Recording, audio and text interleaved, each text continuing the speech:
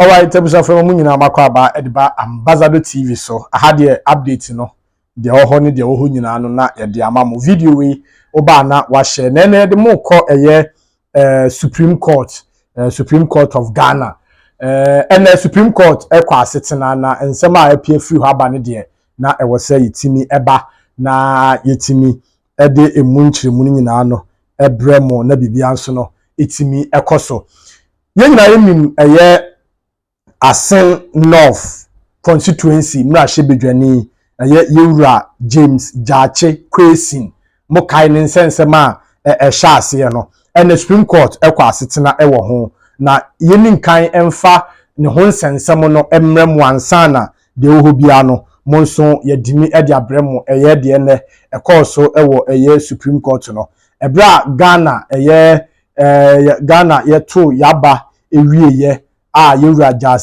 Jachi Kwesin ebeye Assin North na shebedwani no ehun sense medre na no aneba wa say in November 2020 a group calling itself Concerned Citizens of Assin North petitioned the Electoral Commission in the Central Region to withdraw the candidature of Mr. Kwesin, arguing that he owes allegiance to Canada. Not just say abra ye beto 2020 general elections no November December no ana ekrebi o ye from Concerned Citizens of Assin North a petition Electoral Commission say you are James Jachi Kwesin no omunyi ni din fan free about one woman because omunyi mu kire say you no ade say okura Canadian citizenship and osawo Ghana citizenship na Ghana han ye military say ubekura dual citizenship na ade ababe contest elections. James Kwesin, who stood on the tick of the National Democratic Congress as its parliamentary candidate in the Assin North constituency for the 2020 polls, got 17,498 votes, representing 55.21%, with Abena Duruwa Mensah, the New Patriotic Party's candidate, had 14,193, representing 44.79%. Enti James Kwesin abra manfo no edi petition call ye no na ono no de ni take it wo ma na ogire mu ma wo mo amenyukura na ogire ma mo NDC omunyina catch asese omompene emma James Kwesin ensi form nti okoy eko contest emma bibia nso no etimi ekoso na obi omuto abani wiye no onya 17,498 njichemu no 55.21 ana NPP na ashebedwani ana se parliamentary candidate no nso ginam Abena Duruwa Mensah enso enya 14,193 representing 44.79 na chese ye to abani we ne de na yewura Jachi Kwesin ana na enya Michael Ankoma Nimfa, a teacher and a resident of Yamransa in the Central Region, filed a petition at the Cape Coast High Court after the election, seeking to annul the declaration of Mr. Kwesin as the Member of Parliament for Assin North. Omotu abani we no ana teacher ni a osaye timamuni edema Yamransa ewo Central Region call Supreme Court petition Cape Coast High Court to say ini kwan so mo pene ema yewura James Kwesin ebeye mrashe bedwani nti update no background amede mamo no. The Cape Coast High Court in the Central Region upheld Mr. Ankoma Nimfa request and declared the 2020 parliamentary election held in Assin North as null and void because Mr. Kwesin breached the provision of the Constitution with regards to dual citizenship. In the Cape Coast High Court, was Central Region, omukura benim omuso mu say eni kwan say omu declare yewura James Kwesin omu declare no because we breach emre bia eni kwan say otimi ehwe na utimi eye ne ntotoye nti ohwe article 49 2 now say a person shall not be qualified to be a member of parliament if he owns allegiance to a country other than Ghana. Nti constitution no etia. The matter later was sent to the Supreme Court. Nti ebe mo kan ansem ni nyina no yehuni say 7th January 2001 2016 2017 yehuni say 2001 no 2021 no yewura James Kwachi Kwesin eko parliament eko swear in ema eno bibia nso no etimi eko so ewo ho ehon nsensem no de na ni nyina no eye bebre enso ewo ho na ene yehwe nema esiye ewo Supreme Court of Ghana.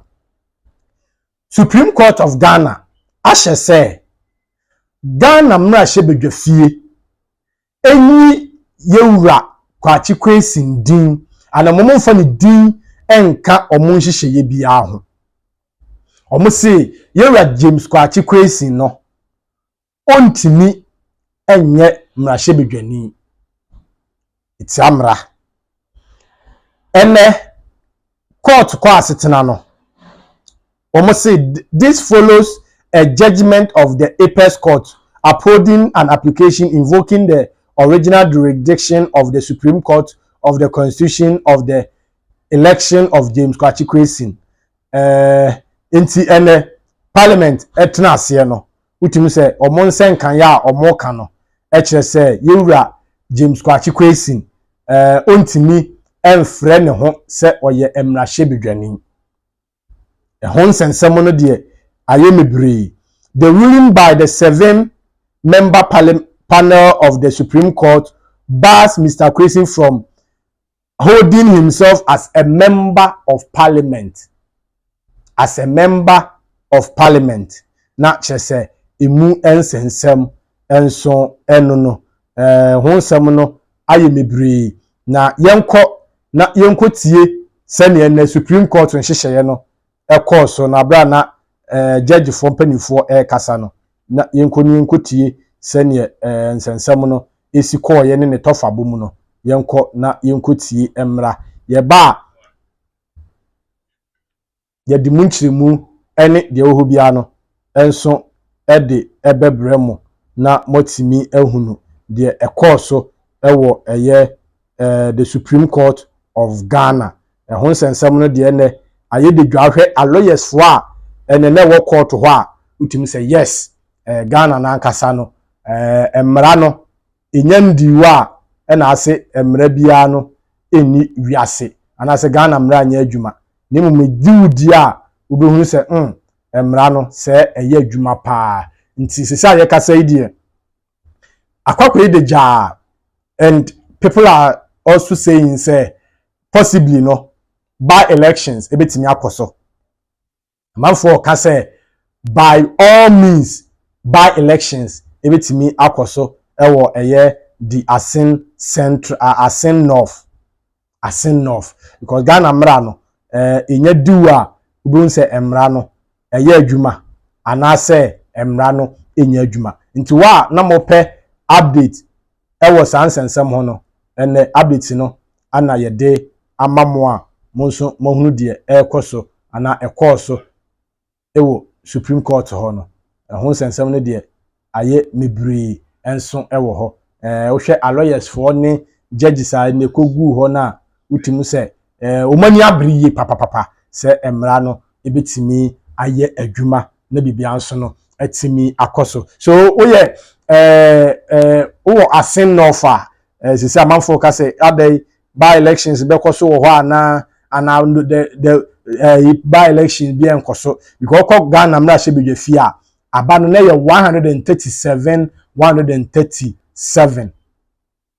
ana na eye one independent candidate na sa independent candidate no na eye formena nti formena ana utimi declare ya wo de ne support ema eye NPP nti ebeye 138 137 eho ensensema ene course so ana de course so ewo parliament no nti yenkotie how a yenuanum city FM fo de report no ba ye na ye monitor fa enso emfa emamo na bibia enkoso wano emfa emayen yenkonkotie lawyers fo no yenko na yenkotie the lawyers fo no kan ye de fa issues no ho na yenya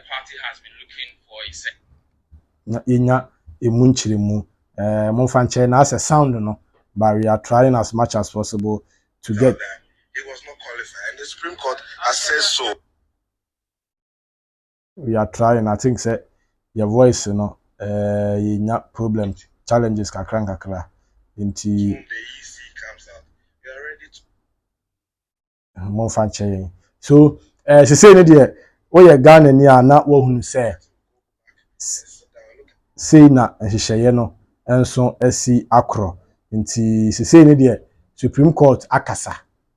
Supreme Court nso de on the highest court of the land. What they will say is final. What they will say is final. So yehwe senior nhihye no enso ebetimi akoso na yetimi de update no enso de abremo na bibia enso aye kama na bibia nso no etimi akoso de amaye nti update na ene yetimi de ebremo no update na ana yede ebremo no nti ebusia ye try senka yibinya voices ni bi de amamo nenso no okay yenhwe se yibitimi enya voices ni bi ewa ha play amamama monso motimi ehunu de esi ya yenkonkotie The EC to comply with the orders of the Supreme Court. And the constitutional injunction is that if a seat is vacant, you organize fresh elections. okay. This essentially was decided when you went to the High Court. Will you have to come in again for Parliament to do what is needful? I don't understand how you mean by it was decided. I mean, when you went to High Court, by the fact that the High Court ruled that his election was null and void, it was implied that the Electoral Commission was expected to conduct a by-election, but we've not seen same until you come to the Supreme Court. Yeah, but let me correct you. The fact that the High Court held that he was not qualified did not necessarily mean that the Supreme Court was going to adopt the same position. You should also bear in mind that the decision of the High Court, the judgment of the High Court, is being contested in the Court of Appeal. Indeed, they filed an appeal. It was in the course of the appeal processes that we thought it wise to invoke the original jurisdiction of the Supreme Court to have this matter finally determined. But the Supreme Court is the highest court in the land, and it is the court which determines all constitutional matters. We wanted a strict and proper interpretation, and true as that of Article 94(2)(a), and that is what has been done this morning. Nti nsem ni bi ana itie no, but yenko ye reporter ho. Yenko ye reporter ho na onu so mayen details ni bi. Nti Commissioner, nti eno na jina e ma force sa kan se Electoral Commission kwa swearing in na for swear papa ni ni ti amara e unconstitutional. Nti papa no e yade a eni manim ya yenyi ni ji emfanfri emrem. Isi so benya so twen. Ama isi benya so twen ana. Bacha Sandra biom. Now ka say isi na ono so swear in no ono so dey unconstitutional. Nti isi benya so twen. Isi nya so twen eni nti na court say ye oye yenyi na no ti amara nti yenyi ni bi nti na ma ye nkakra say oye mra chiri gani bi. Wonderful. Ama boy mu kakra fa reverse ye na fa bra ani mu, fa bra ani mu. Ni nya me da say e ya branche be ankoma Michael ankoma nimfa wono ene sabri eye James party question e dey no court after say so about 2020 every year no ni na ne say o chere say ebra papa yi kwa ko dina say ento ne so aban na okuankra ta mienu a ekere say oye Ghana ni this year e no san ye this year e ma oman foforo na no ene tia ye mra no efadi eni shi o filing e de court they can say parliamentary issues in na ye so abawi a Russia be just mu die no asem bia ba ho men se me ho ase bia ba yɛmfa nkɔ Supreme Court yɛka ɛwɔ High Court nko a High Court nko a ne ama no jurisdiction na yɛasɛ na taadeɛ sɛ ɔmfa ɛni saa nsɛm no nti asɛm no esi aseɛ ɛwɔ Cape Coast High Court yɛka ya wanse ne ho ase odi nkukuo wɔ hɔ edu baabi a no wadi nkunim wɔ hɔ nti na akɔyɛ on and off a ɛno ɛna ne fa baabi a ɛbrɛ a ɛwɔ ɛyɛ High Court Cape Coast no odi nkukuo wɔ hɔ wanse aseɛ ɛna ɔkɔ appeal no ɛna ɛsefaeɛ ɛno ɛna Michael Ankoma nifa ɛsɛ daabi ɛmɛdi ntwokura a ɛsɛ ne pro kɔmani nti ɔde asɛm ne fra baabi ɛkɔ ɛyɛ Court of Appeal okodi ntwo ɛwɔ hɔ ɛna ɔba Supreme Court no ɔde substantive case nankasa a ɛyɛ Court of Appeal a ne nkrabata ɛwɔ Cape Coast ɛtena so edi asɛm ne ka sɛ daabi asɛm no enyina so no ɛsɛ sɛ yɛkɔ so ɛhwɛ no ɛna ɔde substantive case nankasa ɛba court nti substantive case ne wɔ court na ɛna Attorney General nso yi ne so wɔn sɛ daabi sɛ ɛyɛ ade a wadi wakasa nsɛm wei sɛ woyɛ Ghana ni na Ghana fo agye wasom amu abɛyɛ mmarahyɛ badwani ne yɛ kuhu ne sɛ wokura nkrataa mmienu a ɛnyɛ nkrataa a Ghana deɛ fa ɛna amanfoforɔ deɛ fa deɛ ɛna na obi bɛka sɛ wotwa nso a yɛ perjury ɛde akyerɛ court no nti criminal part koraa nso ɛwɔ hɔ na criminal part na ɛwɔ hɔ ɛno ɛwɔ High Court a yɛgu so ka yɛn nkan wie ɛno na nkakra ɛnɛ Supreme Court ɛde na sɛ mu aba 7-member panel that is Jones Nte and especially as a presiding judge. Or no, and say, Michael Ankoma Nifa, then some what they ever down course no. Course say, Oma Bubu, Ashima, near the kind in me. Course say, idea, Papa no, time or take form as empty. The beer mark will be a take form, and one person standing as member of parliament said, and I'm for to obey. But course, let's say, time of a form. No, you can't in this year. Not fine on this year with my for Ghana. And number one. The first thing is, time are all vet as NDC candidates, and also place Yamra. Okay. Because now we're denouncing a home. Now, from Kata is to suggest the Captain and say, Anne, we denounce on what you're Ghana in this year. I'm not understanding already. And you're talking and also another voice. That's also answer. You're too about we go Jim Kunim. And look at the Yamra, and the process of winning in this Yamra. Then, and no, you're which in a Michael Ankoma Nifa, a lawyer found this, I say, almost if you do one, or minimum Marano. And no man can't minimum the lens on Saturday. And you see a normal young almost so many as way for say, yeah, Papa, the baby not to be Nanka Marana and Yanajuma. Now I'll go and send you not the baby. I want the baby and Nana be this idea. And I don't think I say to be in a commentary. An idea or when Japan said, nay, the idea, of course. I can't say you need influence team and crash them. And now I want them to say, Michael, Ankoma Nifa on one case of plenty of our course. So, and now we are just particularly by now. Urban, this is only one by only doctor from there before. And then, only doctor from there before. And then by no okay because I doctor before now, okay, you are the case you are way a 1 month supporter. About the supporting any other person. Now, in some name, my young Korean could be Frank David or no, a lawyer, Emma Plenty, or the 2 Jan Eddy. I'm an answer, a possible by election. Maybe I say, I know Cassady, a idea, and yet a possible, I say, electoral commission and in enemy, or Pican and Yama, a boom, or you can in Yama boom, and they say in enemy, a by election, or you say, no Cassady, officially make me, as I said, a idea, Assin North, the new Bastille, or what the crazy vacant? Anne. Wow. I'm a Mijao, you my draws and tres, I can make Trumpa, Mijao. And to me, be room to Saco at listening. Nanka Atlantic Hotel, Atlantic by Bank then. Okay. See, Abusha, updates Nana, Yakwakoje, the Amamono, the Ebesi Biano, yet the Honson Sanso, and ahunye menyina no ebema mo oba na wa hye Yakopon hyiram no nyamo keso nyimu fa dumu enko adumu nyame hyiram